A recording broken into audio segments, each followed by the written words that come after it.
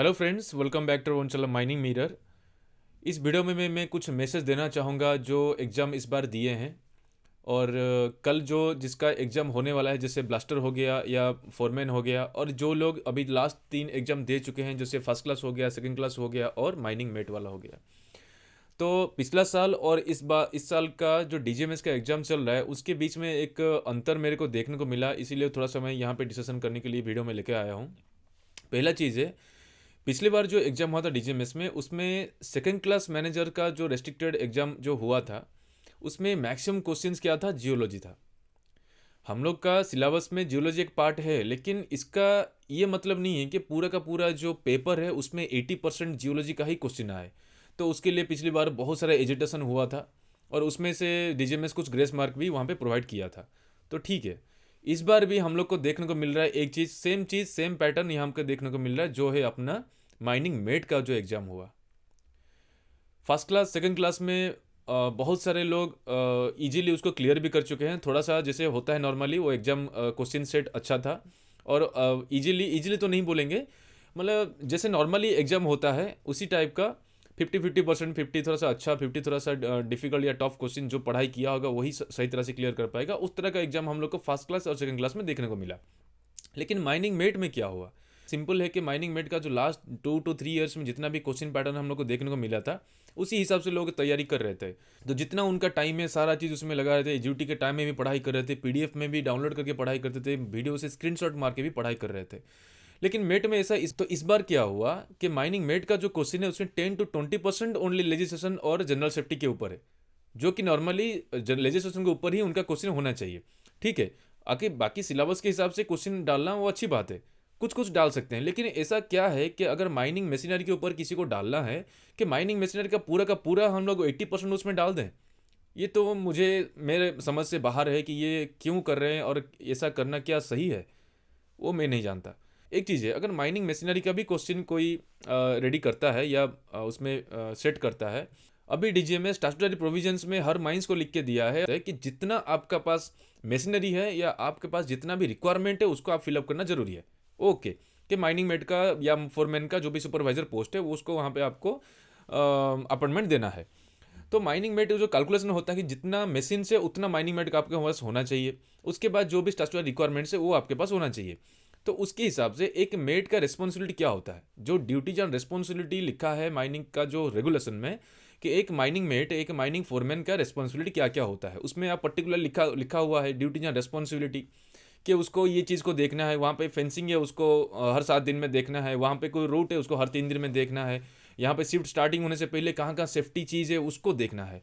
और अगर मशीन के पास कोई मेट खड़ा होता है तो उसका जो सेफ्टी एस्पेक्ट्स है, एक मशीनरी का रिलेटेड लेके या उसका वर्किंग एनवायरनमेंट को रिलेटेड लेके, उसके हिसाब से उसको काम करना है कि बाहर में सेफ रहे, जो भी मशीनरी में काम करे ऑपरेटर और मशीन दोनों, मेन और मशीनरी और अपना जो माइंस है वो सब कुछ सेफ रहे, वो देखना उनका काम है। अगर हम लोग मशीनरी का कोई क्वेश्चन सेट कर रहे हैं, ठीक है, अच्छी बात है। जो नॉर्मल चीज़ होता है मशीनरी का, नॉर्मल मतलब क्या, ऐसा नहीं बोल रहा हूँ कि इंजन के अंदर में क्या है, उसका कितना प्रेशर क्रिएट होता है, वो चीज़ के बारे में नहीं बोल रहा हूँ। सिंपल है कि एक ऑपरेटर चढ़ने के टाइम में क्या क्या चीज़ को देखना चाहिए, बाहर में अगर कहीं मशीन को घुमा रहा है उसको उसके आसपास में क्या क्या सेफ्टी अनसेफ पॉइंट है उसको देखना चाहिए। अगर माइनिंग मेट को ये भी देखना है कि अगर मशीनरी चल रहा है उसके पीछे वाला एवीए सिस्टम है अगर जल नहीं रहा है, क्यों नहीं जल रहा है, अगर फॉल्ट है तो उसको रिपोर्ट करना। अगर मशीनरी का कुछ लीकेज हुआ, कुछ वहाँ पे कुछ ऐसा अनसेफ एक्ट दिखा, अनसेफ कंडीशन दिखा, तो उसको भी उसको इंचार्ज को बताना है, वही उसका काम है।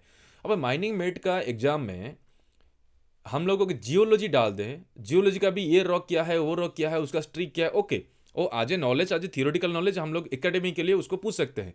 लेकिन एक प्रैक्टिकल लोग जिसको हम लोग, ये वाला एग्जाम जो है ये तो एकेडमिक नहीं है, ये एग्जाम होता है कि यहाँ से जो लोग पास आउट होंगे वो एलिजिबल हैं माइनिंग मेट या सुपरवाइजर पोस्ट कोई कहीं भी कोई भी माइंस में अप्लाई करने के लिए। तो उनको एकेडमिक नॉलेज ज़रूरत है, वो हम मानते हैं। लेकिन एकेडमिक के साथ जो प्रैक्टिकल चीज़ का जो क्वेश्चन आया है, अगर हम लोग उसको उनके लेवल के हिसाब से सोचें तो जितना क्वेश्चन माइनिंग मेट का इस बार आया है ना, वो क्वेश्चन एक्चुअली मेट का क्वेश्चन से भी हायर लेवल में था। मुझे लगता है मैं फर्स्ट क्लास और सेकंड क्लास जो लोग प्रिपेयर किया ना, वो लोग भी मेट वाला जो एग्जाम का जो क्वेश्चन है उसको नहीं कर पाएगा, आई गारंटी। इसमें देखिएगा मैक्सिमम लोग, इवन 90% लोग वहाँ पे फेल हो जाएगा। तो माइनिंग मेट का जो प्रिपरेशन है वो लेवल जैसा रहता है जैसे लास्ट 3 ईयर से हम लोग पैटर्न देखते आ रहे थे। ठीक है, अगर कुछ चेंज करना है ठीक है, अगर हम लोग का माइनिंग एग्जामिनेशन का वो बोर्ड अगर चेंज हुआ है, कुछ चेंजेस किए हैं, वो अच्छी बात है। लेकिन ऐसा भी क्या कर देना है कि कोई आदमी उसमें पास ही नहीं कर पाए। ऑल इंडिया में जितने भी लोग माइनिंग मेट का एग्जाम दिए हैं, मुझे लगता है मैक्सिमम 20 to 25% ही पास किए होंगे, बाकी 75% तो ऐसे ही फेल हो गए। तो ठीक है, जो भी है, मैं तो इसको समझ नहीं पा रहा हूँ कि एक्चुअली ये क्या हो रहा है या क्या करना चाह रहे हैं। ठीक है, जो भी है, अब एग्ज़ाम तो एग्ज़ाम होता है। तो जो भी मेरे friends first class second class और मेट का एग्ज़ाम क्लियर किए हैं, उनके लिए मेरे तरफ से, मेरे तहे दिल से मैं उनको कंग्रेचुलेशंस बोलना चाहूँगा। और मेरे को यूट्यूब चैनल में जो मैसेज भेजते हैं और मेरे व्हाट्सएप में भी जो मैसेज भेजे हैं, उनके लिए मैं थैंक यू बोलना चाहूँगा कि आप लोग मेरे साथ कम्युनिकेट किए। और मुझे अच्छा लगा पढ़ के कि जितना भी यहाँ पे था कि मैं 96 मार्क्स रखा, 105 मार्क्स रखा, फर्स्ट अटेम्प्ट में क्लियर कर लिया। और बहुत अच्छा लगता है ये सब चीज़ कि आपके वीडियो से मेरे को बहुत हेल्प मिला, वो ठीक है। लेकिन जो भी मेरे दोस्तों, जो फ्रेंड्स मेरे जो क्वालिफाई नहीं कर पाए, खास करके माइनिंग मेट में जो इजीली हो जाना चाहिए, उनके लिए मैं सही में अपने दिल से मैं सॉरी मैं फील करता हूँ ये सब चीज़ कि सही में कितना बुरा लगता है कि एक आदमी एक साल से, लगभग एक साल से वो तैयारी करके आ रहा है और लास्ट मोमेंट में पता चला कि उसका पैटर्न ही चेंज हो गया। तो ख़राब थोड़ा सा लगता है। लेकिन मैं बोलना चाहूँगा यहाँ पे कि आप इसमें हिम्मत मत हारिए, क्योंकि ये डीजीएमएस का एग्ज़ाम है, इसमें हम लोग के हाथ में कुछ है नहीं। और वो पैटर्न चेंज करता है तो उसका हो सकता है कुछ स्ट्रैटेजी हो, कुछ लेवल अपना बढ़ा रहा है एग्ज़ाम का, वो अलग बात है। तो इसमें निराश होने की कोई बात नहीं है। ठीक है, इस बार नहीं हुआ, अगले बार हम लोग और तैयारी करेंगे। और आपको मैं बताना चाहूँगा, मैं आपके साथ हमेशा खड़ा हूँ, कभी भी आपको ज़रूरत है, कभी भी। इस बार मशीनरी का क्वेश्चन आया, इस बार जियोलॉजी का क्वेश्चन आया, तो कोई बात नहीं, ये मुझे भी पता नहीं चल रहा था कि इस तरह का कुछ हो सकता है आगे, even even in mining met level. तो मैं ट्राई करूँगा कि माइनिंग मशीनरी का जो चीज़ इस बार जो आप फेस किए हैं और इवन जियोलॉजी का, उसको मैं ज़रूर कवर करूँगा आने वाला टाइम में। तो कभी इसको गिव अप मत करिए और आने वाले टाइम में ज़रूर इसको देखिए कि क्या हम लोग अच्छा कर सकते हैं। ये मेरा व्हाट्सअप नंबर है, मैं अभी अवेलेबल हूँ आपके पास, आपके साथ। कल जो एग्ज़ाम दे रहे हैं उन सबको मैं बोलना चाहूँगा, कभी आपको ज़रूरत है आप व्हाट्सअप ईजिली कर सकते हैं इस नंबर पे। और मेरे चैनल में जितना भी वीडियो था जो मेंबरशिप में था, खास करके जो ब्लास्टर्स का और टेस्ट सीरीज़ का, उसको मैं अभी पब्लिक कर चुका हूँ आप लोग के लिए, खास करके आज ही और कल के लिए। तो इसको आप अच्छी तरह से देख लीजिए, खास करके जो ब्लास्टर्स एग्जाम के लिए जो टेस्ट सीरीज़ मांग रहे हैं, टेस्ट सीरीज़ का जो डिमांड यहाँ पे कर रहे हैं, मैं बोलना चाहूँगा अभी आप टेस्ट सीरीज़ के चक्कर में मत रहिए।